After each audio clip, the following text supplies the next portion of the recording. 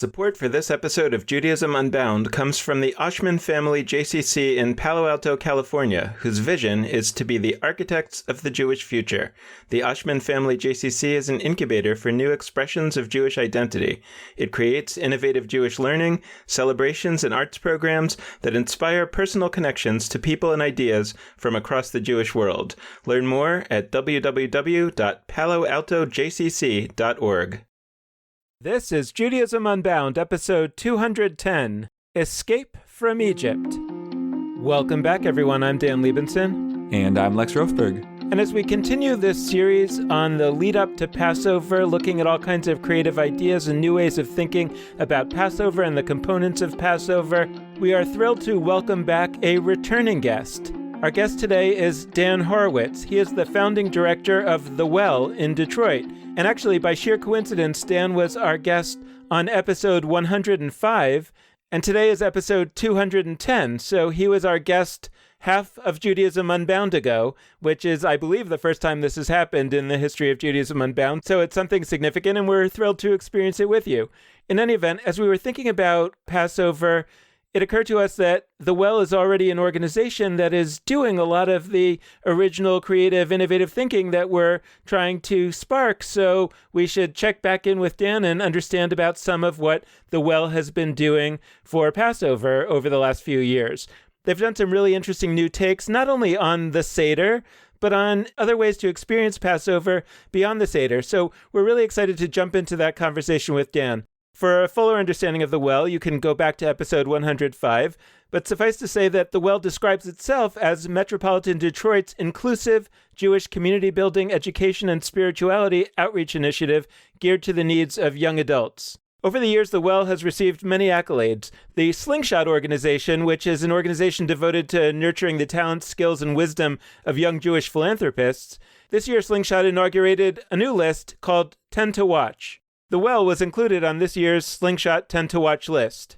And I guess the Alper JCC in Miami was watching, because since we recorded this episode, Dan Horwitz announced that he is going to be taking on a new position as CEO of the Alper JCC in Miami starting this June. This is a really interesting story in its own right that we'll have to come back to on a future episode, since this all happened after we recorded this episode. But it's the story of one of the most innovative people in the Jewish innovation ecosystem going on to take over leadership of a organization of long standing, a large JCC.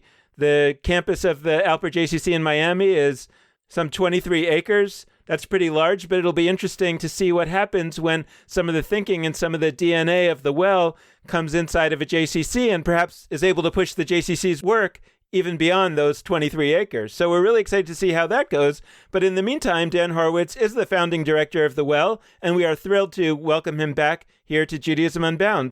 And by the way, The Well is now going to be looking for someone to take over from Dan as the director. So maybe that's one of our listeners. If you're interested, you can check out their job posting.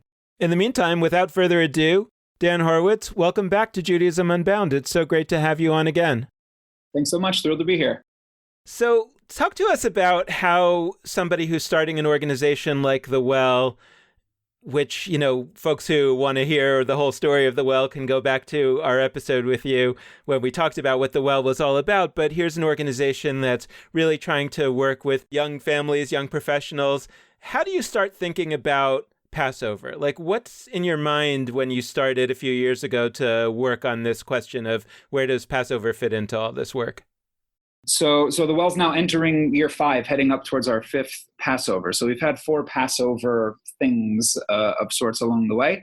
And I would say the number one question that we ask is, what can we do that's going to have people walk away saying, holy crap, that was unlike any Passover-related experience I've ever had?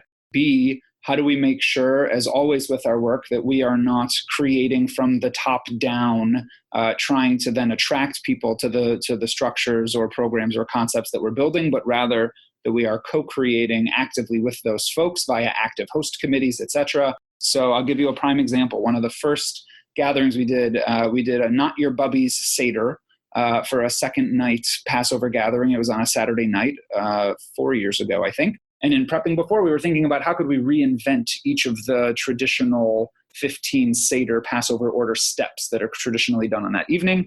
And when we got to the bitter herb, the maror, somebody said, yeah, why don't we do horseradish infused vodka shots? And my response was, that's an amazing idea, right? It's not an idea I personally as the professional would have ever had. I have no idea how to make that or do that. We can find, kosher for Passover potato vodka if we so desire. And now every year since, that's become part of my practice and my family and getting prepared for it. Makes for great Bloody Marys the morning after Seder. And it's not all about drinking, obviously, but elevating those moments by bringing in the folks that we're meant to be serving and co-creating with them has been a core component of how we build all of our programs, or gatherings as we prefer to call them, and specifically around our holiday gatherings. What it often looks like is sitting around in a living room or at a kitchen table or in our conference room at our offices. We're very intentional about trying to pick people who bring different gifts to the table, often from different age demographics. It's funny, we serve, 20 and 30 somethings primarily, but 23 and 24-year-olds are fundamentally different than 37 and 38-year-olds in so many ways. So making sure we have age diversity, a broader representation in terms of gender, identity, all of those pieces around the table, different social networks, so that together we can really collaboratively have, not fall into groupthink. So when we at The Well came up with the concept of Friend Seder, that was not the professional staff that came up with that idea. We were at a leadership retreat. We had broken up into 5 or 6 small groups of 5 or 6 people each, focusing on different holidays and upcoming gatherings and marketing and this and that and whatever. And it was in the Passover subgroup breakout that people started talking. That happened to be that the retreat was the week before Thanksgiving, and everyone was talking about the Thanksgiving Friendsgiving that they were planning to go to with their friends. So for those who don't know, there's a broad concept now, especially given that we know that most young Jewish adults live in something like 12 cities, often not where they are from. They have urban families of close friends, people that they've cultivated. And before going home for the Thanksgiving holiday, as many do, they want to get together and celebrate Thanksgiving with their friends. So we had people leaving our retreat in order to go to Friendsgiving dinners that evening. And as that was coming up, it was like, oh, what about Friends Seder? And then it wasn't me who said it, someone else says it in the group, and then we're off to the races. And a couple months later, Friends Seder is a thing. Related to that, so I really am interested in the process pieces, and it's not that we're departing from the questions of process and how these come together, but Friends Seder really, in addition to just capturing a phenomenon that has become more popular. So Friendsgiving, I have one every year with a group. First year, I think there were 15 of us. Now there's been 20 to 25. And so you identified something that's popular and then you made it a Jewish reality. And that's very cool. So I'm curious what it looked like. But also in answering that, I'm curious if we can also bring up the piece you did the year prior, where you did a Jewish kind of escape room, a Passover-themed escape room. And I bring them up together, not because I think that they are the same phenomenon. They're clearly very different. But I think that there's clearly a relationship where you've identified popular phenomena among your cohort group, and then, Jewified them, whatever the right verb is, Passoverified them. How does that happen, and what did it look like? So one of the things that we're very intentional about is trying to create entry ramps for people into community that feel good and authentic to them, that are non-dogmatic, and that it doesn't feel like there are stumbling blocks along the way. For many of the young Jewish adults who we're serving and who kind of find their home with us, or have the potential to find their home with us, things that they would immediately identify as Jewish have the ability to be a turnoff, whether because they perceive it as lesser than because our community historically hasn't invested in professional design for certain immersive experiences, to they're self-conscious about a perceived lack of content knowledge, or whatever the reason might be. A lot of people don't select Jewish, and certainly not in the traditional format of I'm selecting to go and do Jewish learning or Jewish study or something or walking into synagogues, as we know, right? So what we do know is that millennials like to do escape rooms, or at least for some period of time have. That may be past now too, right? As soon as it became something their parents wanted to do, they were done. And then Friendsgiving, one way that we can lower the bar of entry, so to lower the barriers to entry, if you will, is by utilizing constructs that folks are already familiar with and already feel some level of comfort with. And then if we happen to infuse it with substantive Jewish content or meaning, how much more awesome is that? So as it related to the escape room, we commissioned the design of our Passover Seder-inspired escape room from a professional escape room designer in Los Angeles, cross-country, worked closely to ensure that it was chock-rich of substantive content, yet still accessible. And then we popped it up and ran it in Metro Detroit. And then I'm proud to say last year as well, we helped it pop up in 4 other partner cities around the country. I'm very intrigued at building models that deliver substantive Jewish experiential educational content that people are actually willing to pay fair market value for so that they can be net positives on organizational budgets as opposed to have to be outlays. And then for Friends Seder, what we really wanted to do on a local level as we built Friends Seder was empower people in the millennial generation to host a Passover Seder and to feel ownership over hosting a Passover Seder instead of just showing up to their family Seder, so that they can cultivate the skill sets that they'll need to one day host said Seder when the time comes. And along the way, if they can be exposed to awesome new content, ideas that can even invigorate or bring new life to those family gatherings, what a beautiful ripple effect that has the potential to have. We created a Friends Seder Haggadah, the kind of traditional guidebook that you might use that reinterpreted each of the 15 Seder steps with contemporary things like the horseradish-infused vodka or whatever it might be, with discussion questions along the way, partnered with Haggadot.com, partnered with other folks around the country. So for year one, there were literally dozens of these happening all over the country. We had hundreds and hundreds of people visiting the website, downloading our Haggadah. On Haggadot.com, you could even, out of our 15 pages, so to speak, which I should note again, a professionally designed Haggadah by graphic designer Hillel Smith, who's amazing, right? So showing that we are investing in elevating these moments for people and in having them experience them in elevated ways, all kind of led into this broader package. So, for lack of a better term, millennials, there's conversations about millennial engagement, and really wonderful organizations spend a lot of time thinking, how are we going to do this? How are we going to get people in their 20s and their 30s in our doors? And then they put together programming opportunities, gatherings to reach those people. Sometimes I think they're high quality, and sometimes as somebody who is part of the target audience, I look at them and it's not that I think they're terrible. It's just like, this was clearly designed not by somebody my age.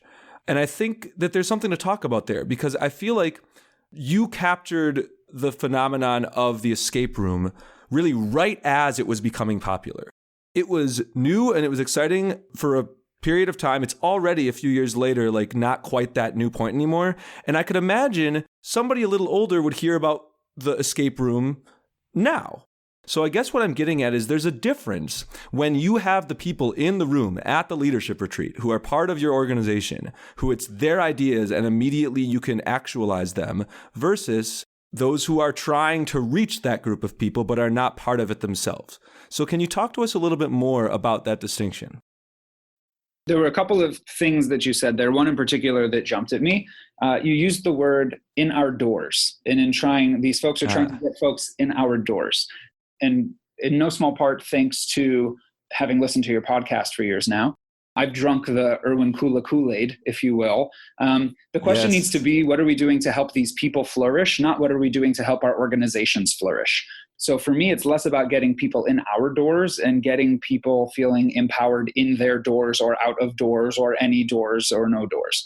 The purpose of any sort of millennial Jewish engagement simply cannot be because we want them here. Well, why do you want them here? Well, because this is what I like. Well, that's not necessarily what they like. Well, because I need their money in order to keep the institution going. Bingo, we know that's the answer, and that isn't going to be an answer that resonates with the people you're trying to reach.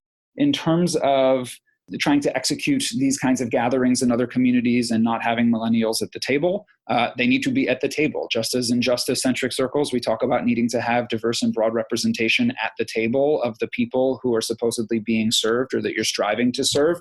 So too, more broadly, in Jewish millennial engagement, it cannot be top-down.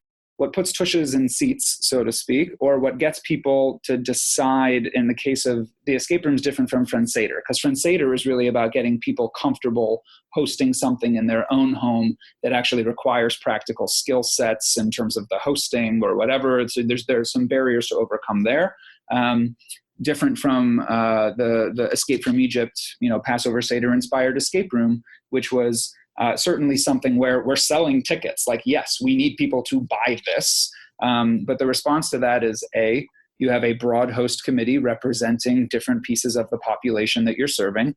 Part of it is, admittedly, what helps the Well succeed with this is that one of the things that we've done in Metro Detroit is brought great intention to network weaving and cultivating micro communities. So in addition, as you might recall from our previous interview, in addition to community concierging and coffee dating in a relational Judaism construct, and our forward-facing gatherings, we have almost 40 small groups of 8 to 12 young adults or 5 to 6 couples or young families who meet every month. So it's a natural built-in audience for us to reach out to and say, hey, you all know us as the Well. You know what we bring to the table. You trust us because we've introduced you to these 5 best friends you didn't know you didn't have but secretly always wanted. Now we're saying, here's a really cool opportunity for you to come and do something as a group. So in terms of marketing locally as well, already having that existing trust with folks and them having a group to come and do a group experience with certainly helped us succeed and gives us a leg up amongst some others. What I will say is that escape rooms themselves now, people still do them. They're fun, whatever. They're a couple years old. We actually just did a Sukkot one. Spoiler alert, we can talk about it closer to Sukkot. But what I will say is that we've seen this pop up in other communities, right? This past year, we helped it pop up in 4 other communities. It's going to pop up in another 4 to 8. It's still relatively new and novel to have the Jewish flair attached to it in communities where that hasn't been. And even if escape rooms themselves aren't all the rage as they were a couple of years ago, it's still, if done properly, if put in the right cool venue near where people go out anyway so they can build it in as part of their broader evening agenda and activity, people will still sign up to do it and enjoy doing it. I can imagine that there are listeners out there with some version of, an escape room is today's fad, Friend Seder is today's fad. And I can imagine replacing any of those concepts that you said, going back 2,000 years to the 2nd century and replacing the word escape room with Roman symposium. Right. And that people back then were like, oh, the Roman symposium, like that's what everybody's doing these days. They're having these meals where they lie around and they eat and they talk. And what's interesting is that the Romans don't do symposia anymore, and the Jews have been doing the damn same Roman symposium for the last 2,000 years. So the question is, I see that as both a defense of what you're doing from a kind of traditional point of view, and also a question about what you're doing in terms of how we think about the goals of Jewish innovation. Right? It doesn't have to be that the definition of a good Jewish practice is one that's going to last 2,000 years, especially if the ones that actually have lasted 2,000 years are pretty stale. Is that a sign of success? And yet that's kind of, I think, how a lot of people think about it. So I guess I'm wondering, what is it that you're trying to achieve with a holiday like Passover? What is it that we should be trying to achieve with a holiday like Passover? Because I kind of think about it as what's important is to make sure that the purposes of Passover are accomplished. And yet somehow, right, in the Jewish imagination, it's like that's not the quest. The quest is to find that single practice that's going to last. Totally. It's a great question. Look, I'm toying around with this idea. I'm not sure that I have the years right. And in the way that everything is accelerated due to the digital revolution, it could be that it's even shorter period of time. Anything that has been part of Jewish practice for at least 25 years, according to most people, if you ask them, they will assume is from God to Moses at Sinai.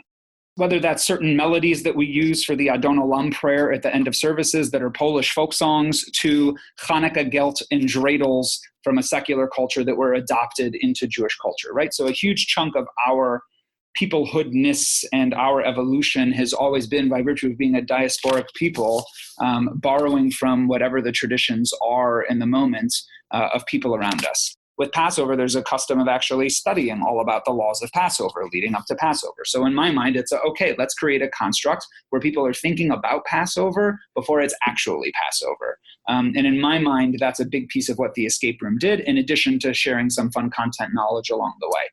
Friend Seder, I think, is different in that practically my goal is to inspire people to acquire new skills. Now, we had a Friend Seder happen with a group in Metro Detroit we saw a picture of, because it's not happening on the holiday itself, but often before, again, to get in the mood for, that was at a pizza joint. And they are sitting around eating pizza and drinking beer and going through a Haggadah together of makeshift new ideas, conversations, whatever it is. And it's a Friend Seder and it's pizza and beer. And guess what? That's amazing. They are finding a way that speaks to them to connect, to mark, to maybe take something new. And then whether or not they have that Seder the next week, they have done something meaningful to mark holiday. And you could even make the argument that pizza is today's, bread of the poor, that's what young people eat because they can't afford a more expensive meal. Yeah, I mean, it was a nice place. It wasn't a $5 hot and ready. Well, that's where I would take some exception to what they did there. It should have been a greasy pizza joint, but fair enough. Pivoting back to something else you brought up, I want to talk about professional design. You've emphasized this a couple times, and so I can tell that it's a clear and important part of the process. Somewhere along the line between that person at your leadership retreat saying, we should do this idea, and the actual finished product, you or a collection of plural yous, that is the well, decided that you were going to find the most talented person out there, or the best fit person out there, to make this Friend Seder a reality. And with the escape room, you said you found somebody in Los Angeles, so all the way across the country, not even anywhere near you, to create this escape room.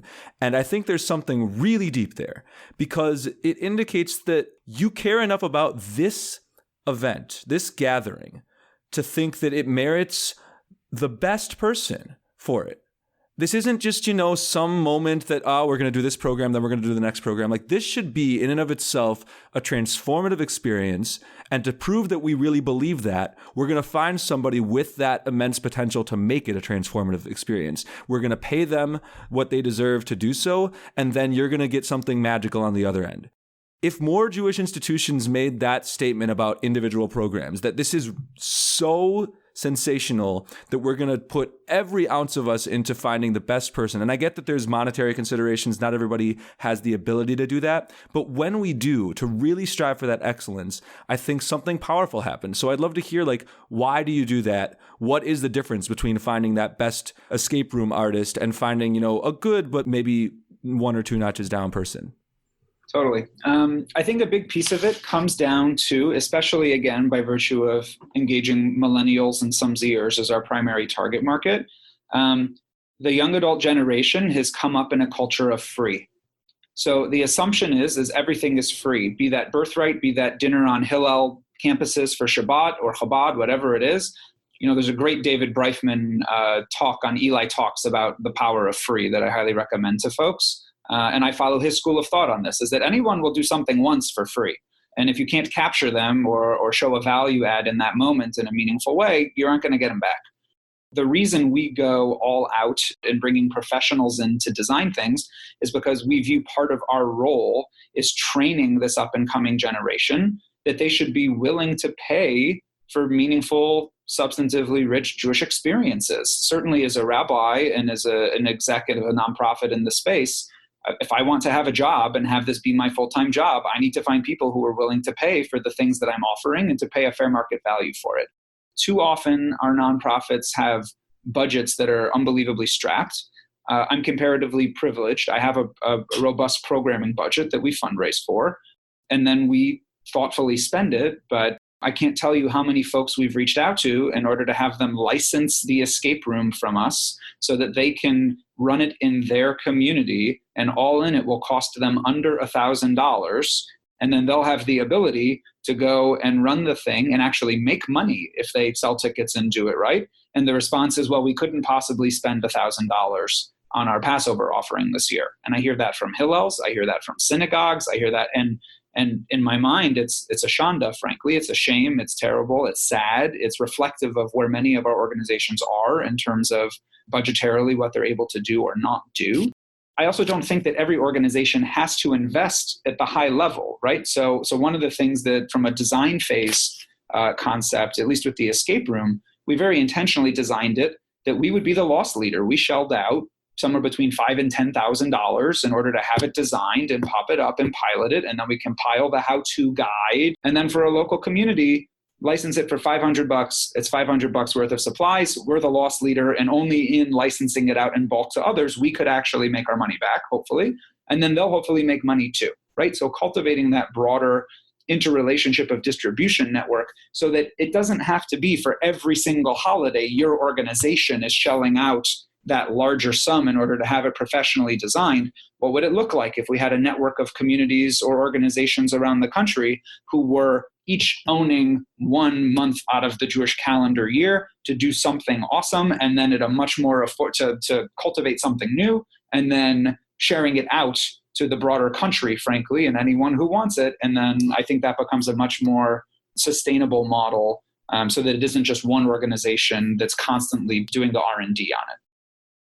It feels like there's at least a couple of models here. One is you're a local organization, right? The Well is a local organization. You're creating something driven out of your local needs and created by your local people and then you're investing in getting a designer or whatever from Los Angeles. But I mean, like you were saying earlier, the ideas are coming from your local community, and then you're trying to then in some way be kind of the national distributor of a program that you think can work for other places, and you're asking them to pay a fraction of what your local community was able to put together to create this program. That seems like a really positive approach, right? It's interesting and a little surprising to me that people say they don't have $1,000 to spend on their community's Passover experience when it's kind of a guaranteed awesome experience, as opposed to they're probably spending a lot of money on things that don't go very well. So like that's an interesting question. And then we've been talking a lot about the idea about, and this I think maybe Friend Seder is more in this category,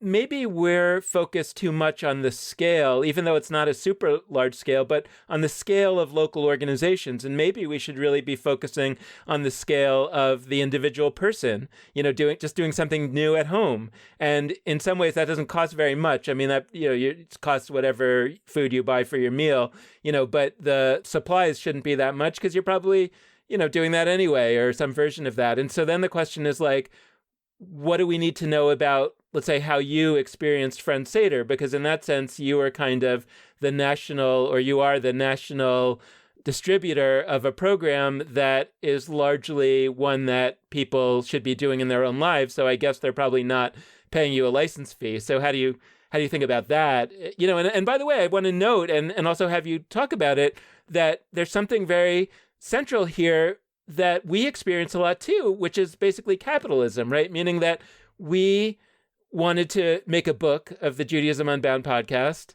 and we just literally could not do that because we don't have the cash lying around. And the only way that we could do it would be to somehow aggregate that capital. Thank goodness there's something called Kickstarter, which allowed us to do that. And then I don't know how much we're going to make selling the book or whatever. I don't think all that much. But the project was only possible because there was a vehicle to put the capital in place for us to make that initial investment in the product. So I'm curious, like, how you are thinking about capitalism as well, or how your donors think about it, because obviously you're doing a great service to the Jewish world writ large. But I imagine that your donors are mostly people who say, I don't care about the world writ large. I just want to care about Detroit. I'm going to start with the latter part and then come back to kind of the scale questions. But in terms of the capitalism piece, there's no question that resources drive all of these opportunities nationally. One of the reasons actually scale fits into it. One of the challenges with scale for us is we're a full-time team of 3 or 4 at any given time, catering to our local community, serving almost 40 small groups, putting on 5-6 gatherings a month that we're co-creating with people, hundreds of coffee dates a year. What we really would need in order to do this right is an expediter. Thinking about my days waiting tables, right? You need somebody in the restaurant who isn't necessarily the chef in the kitchen and isn't the frontline waitstaff, but is the person there like helping to push it out so that things can get out into the dining room and continuing to move that process along. So the folks who have popped up the escape room have had wonderful things to say. And in terms of why more haven't, my assumption is it's a combination of resources or perceived lack thereof, of us simply not having a loud enough megaphone to let people know that this is happening because we're independent and not part of a large-scale national umbrella organization that has a mailing list that it's going to be sent out to, short of us cultivating those partnerships, which we're actively trying to do. And a piece of it, too, is that our organizations, in addition to being cash-strapped, are often staff-strapped. And in order to run an escape room, you need to have a staff person on site. So for however long you might pop it up, whether or not that's feasible for people, it totally depends on the size of the organization too. In terms of economics, there's certainly something that appeases ego when you construct a model and then you see it pop up and succeed in other communities, be that both for Friend Seder or the escape room, or we have an alternative Beit Midrash House of Study model we piloted that was piloted in other cities. It feels really good to know that the things we're building are rippling out and touching others. We certainly are always looking to attract national attention and national funders. Detroit is the 26th largest Jewish community in the country. It is not one of those big 12 cities where the majority of the millennials reside. It's also a lot cheaper to do business here. So if you're looking for R&D lab or a place where you can pilot ideas in a built-in community construct for much cheaper than you could in terms of renting space and staff and all of those things, Detroit's attractive for that. So there's certainly an element of wanting to see these things happen in other places because we hope that it will draw attention from the folks on the coasts, so to speak, who are funding. Our mission ultimately is to help human beings flourish. And I would say the meta curriculum of the Well in general is that despite being digitally hyper-connected, millennials are incredibly lonely. So if we can bring intention to helping you find the 5 best friends that you never knew you ever really wanted, but secretly always did, to do Jewish and life with, we've won. And if that's happening in Metro Detroit, amazing. And if that's rippling beyond and happening and helping people and other organizations and communities and other cities, what an amazing win on top of that as well. I don't know if this is like a meta question, but I want to reflect on this whole dynamic where you started the Well and, a Passover rolled around and you came up with an idea, executed it. It went, as far as I can tell, really effectively. You did a cool partnership with local art museum, right? Early on in your process. Yes, one of our first Passover gatherings was a pretty cool experience, renting out the Ancient Egypt exhibit at the Detroit Institute of Arts. Great. We had a cool, thoughtful creation to start. And then what I love, and I don't know if this happened as a matter of necessity or as a matter of choice, you did an entirely different thing. You did an escape room. And then that, as far as I can tell, also went really well. And what you turned to with the escape room next, if I'm understanding you correctly, is mostly about bringing it to other places. And as you did that, you came up with still yet another different core idea for Passover in your community. I think it would have been really easy, probably saved you some time, probably saved your community some time, maybe saved your community money, to have a really successful escape room program and then say, we found a great Passover thing. This is the Well Passover. And for the next bunch of years, we're going to iterate, we're going to do a better escape room, or we're going to play with it, but it's still going to be an escape room because we found this really nice model. But you did something different and you came up with an entirely new modality, Friend Seder. You shifted gears. And I want to just really heap praise on that, on that set of choices, because I'm somebody, I think about my own engagement with holidays. And I've realized something about myself recently, which is that the best high holiday service on the planet, let's take whatever high holiday service is out there that is the most perfect for Lex. I probably haven't been to it yet statistically. The odds of that are pretty low. I would like to go to that once. I don't think I would like to go to that twice. It's not that I don't have any value in my life for, repetition, but there's something that I love Jewishly about what I've been terming as Jewish variety versus Jewish consistency. we're very familiar with the benefit of that many people have. I'm not dismissing this, of going to, say, a service or celebrating a holiday the way your parents did, et cetera, like repeating something, finding value in having something safe and familiar that comes around once a year or once a week. I think we underestimate the magic of, wow, what is it going to be this year? I'm imagining somebody in Metro Detroit who is in your cohort thinking, oh my gosh, we've done the escape room, we've done the friend Seder, we've done the art exhibit. Like, I wonder what the next thing is going to be. And the fact that they are asking that question and not merely for somebody who's in a community with a really great Seder, that's always a Seder. What's the change going to be to the Seder that's going to make it a little better? I love that Pandora's box has been opened. And so I guess what I'm curious about is, like, what would you say to folks on that front whose instinct might be, you came up with some great ideas. I'm going to do that idea. I'm going to do the escape room, and we're going to do that, and it's going to be amazing for the next bunch of years, as opposed to what you've done, which is we're actually going to switch this up even when it goes well. I love that framing of Jewish variety and Jewish consistency. It's a layered observation, to put it mildly.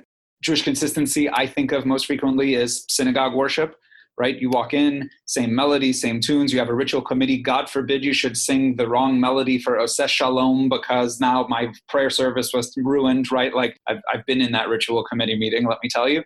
There's something about that comfort. I think that there's another layer beneath that comfort, which is many of our people, as it relates to liturgy in particular, are not fluent Hebrew readers. And if they're able to sing along to something, it's because they have memorized words to a particular melody, so that if you make that shift in melody, now all of a sudden they can't really participate because they can't even read the words anymore.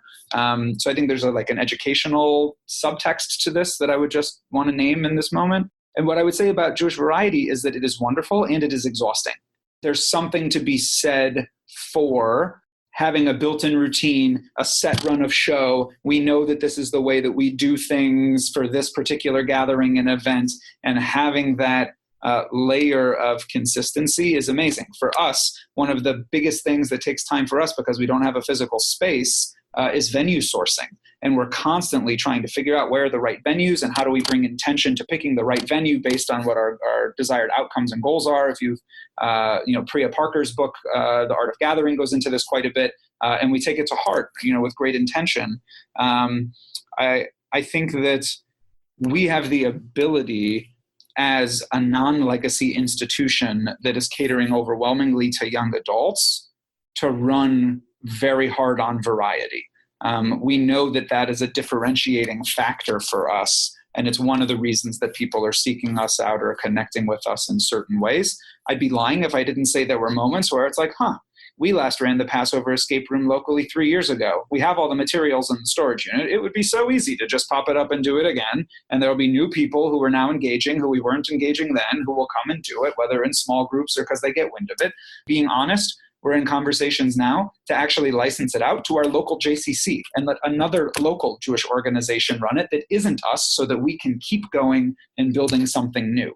And then the other piece of this is bringing intention in advance to thinking about the holiday months before the holiday actually happens. So we're recording this in January, and whether this episode happens to air in February or March, Passover is in April.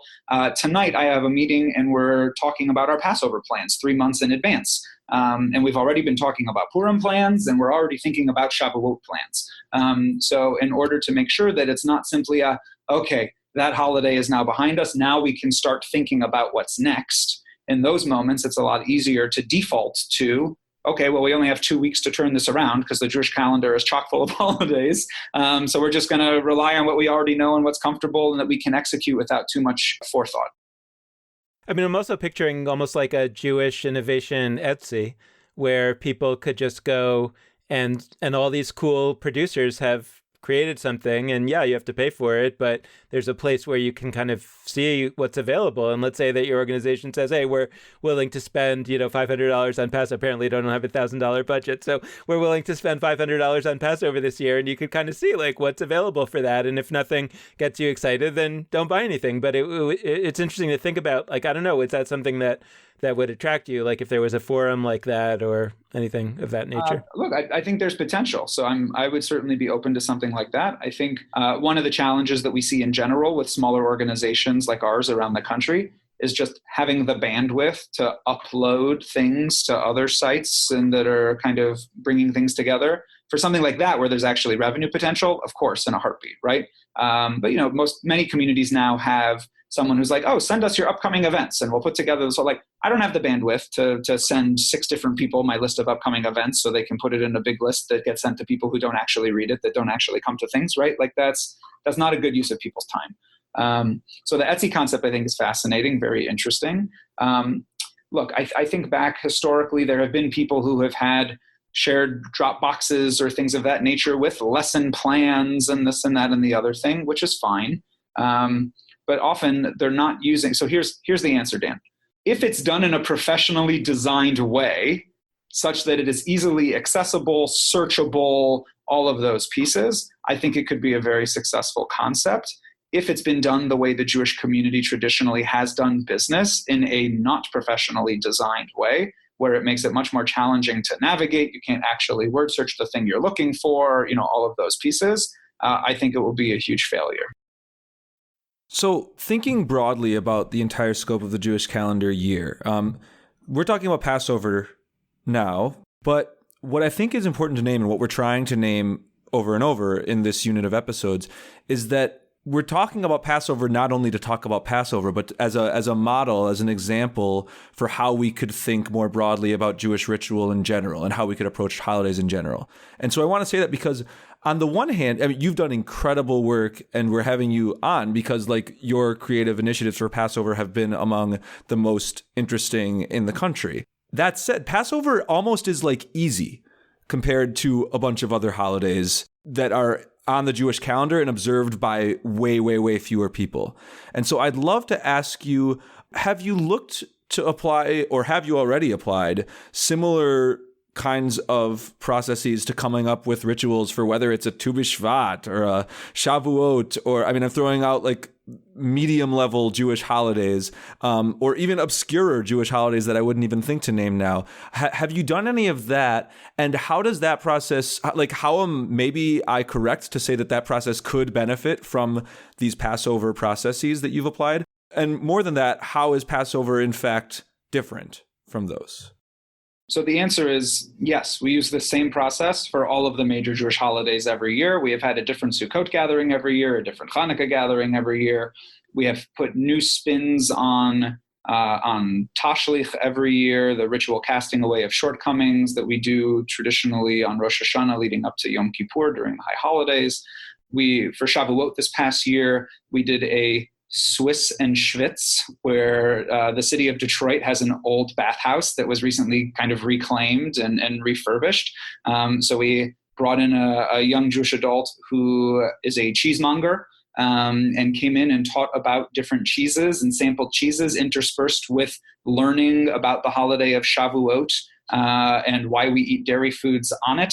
And then everyone got to enjoy the Schwitz facilities. For Sukkot this year, we actually did a Sukkot-inspired escape room, calling on the mystical tradition of Ushpizin, the Aramaic word for guests, where in order to find the clues you needed to solve the puzzles, you learned about 7 Jewish luminaries from history. So you walked out learning about them, learning about the holiday, talking about bringing in the best. We contracted the Inheritance Project out of Brooklyn, a Brooklyn-based Jewish-inspired theater company, to come to Detroit and put together an original piece of immersive theater. So we did a dinner theater experience, another thing that people are willing to pay for when they go out anyway, a fair market value. And we did it with a professional theater company out of Brooklyn that contracted with local professional actors as well to build their troupe and created the whole thing in a week. And then we ran it on 3 consecutive nights, sold out crowds each night for 3 nights. On any given year, we have more than 200, 250 young adults who we involve in that co-creative planning process. And when you disperse that out over the course of holidays and other programs and big Shabbat gatherings and all that kind of stuff, it's a really nice way to have people feel invested in and feeling like they're part of building this community rather than simply consumers, even when we always charge for the overwhelming majority of our gatherings. This question is for you as Dan Horwitz, Jew, person, and rabbi, in the sense that I'm curious if you, as you reflect on these various experiences of design, what are the questions that are emerging for you? I mean, like, as just as an example, like as I'm listening to this, I'm like, well, so when you do a program, for example, like Swiss and Schwitz, which may not have a whole lot specifically in terms of connection to the holiday as it's traditionally understood, does that make you or the community think in different new ways about the holiday, such that, one could say, well, that's actually part of the design process and it's actually traditional, right? The fact of the matter is that the whole cheese business doesn't really have a whole lot to do with the holiday, and yet that's a traditional part of the holiday for many, many centuries. And so you wonder, how did that come out? Probably someone was doing a similar process once upon a time, and so we can imagine that the schwitzing will become part of the Shavuot experience for the next 500 years, But maybe the other way to ask the question is, as you've been doing it, are there times when you felt like, I really wish that we had an opportunity to dig deeper into this holiday, into some of the things that I think really matter? And like, so for me, Passover, it's like, I feel like if we aren't creating Passover experiences that fundamentally feel transformational to people year after year, as I think we imagine Yom Kippur ought to be, although it rarely actually is, where somehow after this day of reflection and atonement, you're a new person on the other end of it. I have this feeling like, isn't that what Passover is supposed to be as well? That we have this experience that transforms us and reminds us every year that we were slaves in Egypt, and therefore we have to conduct our lives differently for the rest of the year. And I don't feel Passover's been successfully doing that for the last 500 years, and so like I'm dreaming that somebody's going to figure out how to do that. And I guess my question is that part of the drive that either you came in with or have once you've done this a few times, or how do you balance those two elements of, yeah, I know what I'm trying to get this thing to do, I'm not sure how to do it, versus in the doing stuff that just people are excited about, actually things are emergent as to what this holiday actually could do? Look, a number of our holiday celebrations in particular don't occur on the holiday themselves. And that's with intention, right? So a piece of the way I view our work is educational. And education has the possibilities of transforming folks, but it also need not, right? So in terms of the Shavuot gathering, since Shavuot typically happens after Hebrew school gets out and is only 2 days instead of 7 or 8, depending on your observance level, of the big 3 pilgrimage festivals, with Passover and Sukkot being the others, most people have never heard of Shavuot. So the draw to that particular gathering has nothing to do with the holiday of Shavuot and everything to do with wanting to check out the cool new place in town, the Schwitz, and because of the reputation of the cheesemonger who is going to be serving up incredible cheeses that you won't be able to get anywhere else. From there, we can sneak attack you with some Jewish learning, and I say that, tongue in cheek, but it's not like we're surprising people with things. It's like a Shavuot experience, and it explains always. One of the things we've learned too, kind of key pointer for anyone who's putting out advertisements or marketing, hoping that it will attract young adults. We put a what to expect section within our Facebook kind of program descriptions or gathering descriptions, such that it can say like young adult crowd, this and this, this and this, this and this, like so that people know what it is that they're walking into. Because a lot of the times people know what Shavuot is, they have no idea what they're walking into. So another level of adding comfort for folks. For Passover, I can't say that my goal is for people to participate in the escape room and walk out feeling fundamentally transformed as if they were slaves in Egypt. What I can say is that I hope to pique their interest enough in the holiday that they'll start thinking differently about it.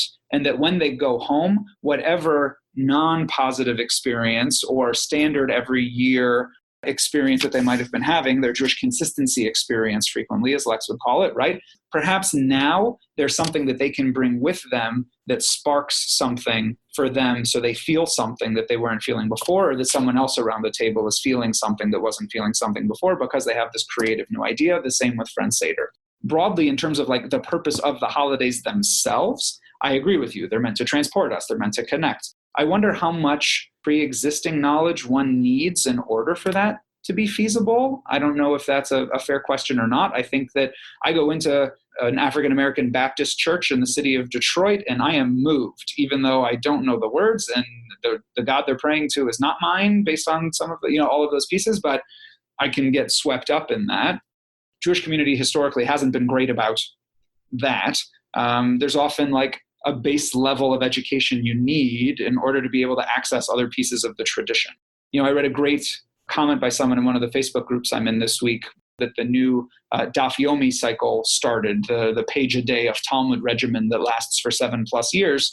And the comment was, you walk in and the first page on day one assumes that you've already mastered everything else. and I think there's a truism there. So the way that the Jewish tradition and Jewish spirituality even are frequently structured. So I view a big chunk of my job is just trying to bring people into community, but then providing those building blocks educationally so that they can maybe be primed to have those experiences as opposed to focusing exclusively on trying to deliver those experiences themselves. On a closing kind of note, I think it's poetic that we're here talking about Passover and we looped towards Shavuot, the holiday that occurs 7 weeks after Passover. And there's this whole counting process from one holiday to the next that sort of links them to each other. And I guess I've got a fairly open-ended question, which is, given all of the creativity that you have infused into Passover, into Shavuot, into your calendar of Jewish observances and holidays and gatherings, this is a should question. Sometimes those are tough questions, but what are some shoulds that we should be leaning into for Passover? What should we be looking to get out of this holiday? How could we be transformed? Whatever our Friend Seder experience, whatever our traditional Seder experience, whatever our remaining days of the holiday experience, what should we be looking to achieve over the course of these days? And then, next step, what could we achieve in the journey from Passover 7 weeks later into this holiday of Shavuot that perhaps folks have never observed before?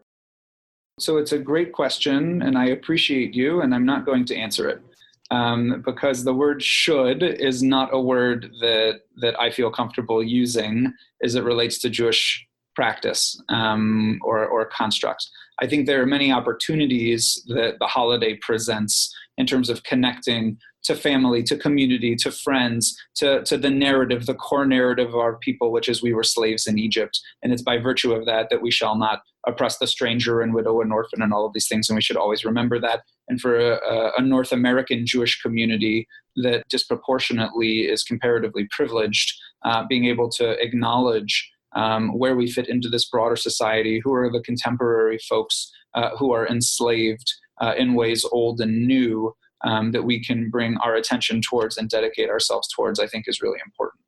That said, I also think that Jewish holidays are about having fun and joy and not always having to focus on all of the crap in the world around us. I'm privileged to do a lot of weddings, and I always joke, we talk a little bit about, okay, so we smash the glass traditionally at the end of a Jewish wedding. Why? Well, the traditional response is to remember the destruction of ancient Jerusalem. Why? Because Jews are not allowed to be super happy and only happy, because we always have to have a melancholy or somber note at any particular gathering. And of course, now contemporarily, there are many other explanations that are beautiful and all of those pieces in terms of why we would smash and all of that stuff. But there's something to that the ancient rabbis didn't want us to be so joyful that we were ridiculously haughty and didn't remember that there were others out there in the world who weren't in that position. So I think for me, it's about finding that balance between who are we as the Jewish people and those who love the Jewish people, who are part of the Jewish people.